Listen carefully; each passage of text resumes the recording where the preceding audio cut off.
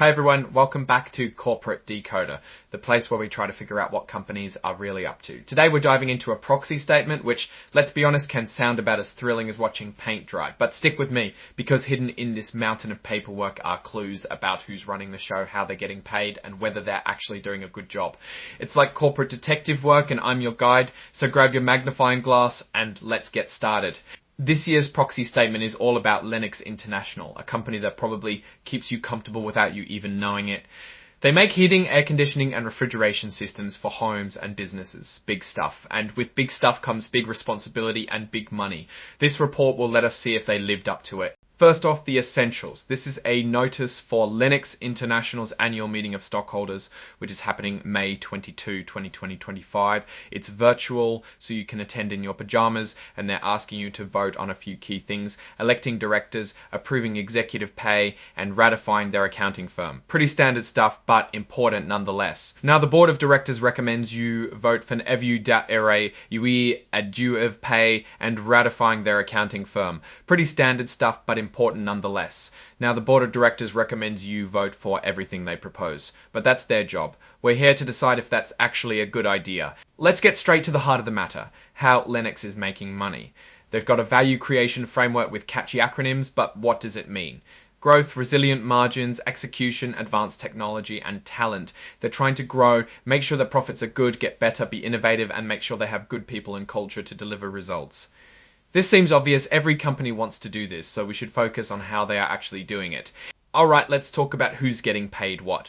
I'm scrolling down to the juicy details, the summary compensation table. This table shows the total compensation for the top executives, the named executive officers or NEOs, for the past couple of years, so we can see what's going on. A quick look at the numbers shows CEO Alok Mascara raking in almost $10 million for 2024, which includes a base salary of $1 million. Find out. So this part explains why executives get paid what they do. Basically, they say the company wants to attract, retain, and motivate talented leaders and tie pay to the company's performance. The program has elements that are designed to drive performance, retain key employees, and be competitive. They say they try to stay around the 50th percentile when it comes to total compensation. Now, this is where things get interesting. I'm scrolling to their financial highlights section. Here is what you actually care about. Lennox had a banner year in 2024. Revenue was up 7%, operating profit margin increased by 350 basis points, and profits increased almost 30%. Those are big jumps. This strong performance explains why Alok Masara, the CEO, got such a big compensation package compared to the year before. This is not an accident. The company included an illustrative graph to help prove it and show that the CEO pay is lower than the median of its competitors. So the company wants you to think that the CEO is getting paid less than his competitors while delivering solid shareholder results. Okay, but how does the performance actually connect to the executives' payouts?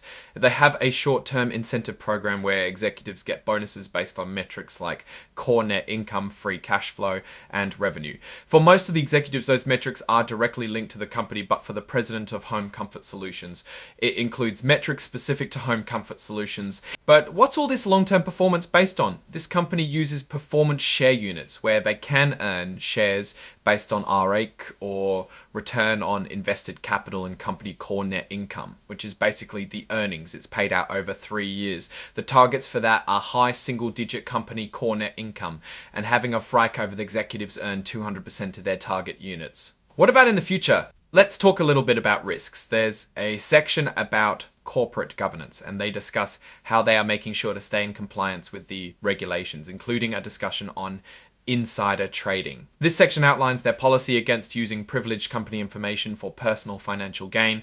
The company is very firm on this. So who are the people on the board making these decisions? The report includes a handy table. A few names to note: Todd Teske, the independent chair of the board, and Karen Quintos, chair of the board governance committee. It's good to see they have an independent board chair, meaning that the top boss on the board isn't the CEO. Plus, the most important committees like audit, compensation, and governance are 100% independent. It also looks like some of the members have just been added, refreshing the board. All of this would signal to investors that the company is serious about how things are run. Time to talk about how much ownership the company will let new executives receive.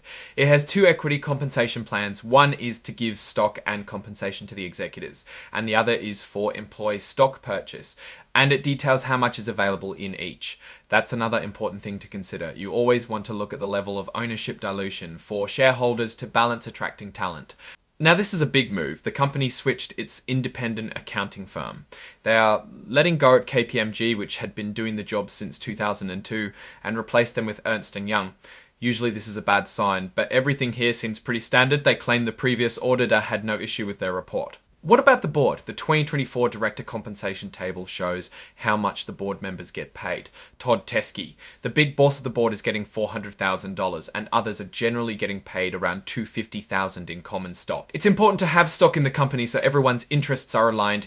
Before we wrap this up, I also wanted to point out that Lennox mentions being aligned with some important reporting standards for sustainability. They are saying they are aligned with the Sustainability Accounting Standards Board, SASB for short, and TCFD, Task Force on Climate-Related Financial Disclosures. Basically, this means they are paying attention to environmental factors and are trying to reduce their impact. So what's the final verdict on Lennox International? It appears to be a solid company with a strong focus on financial performance.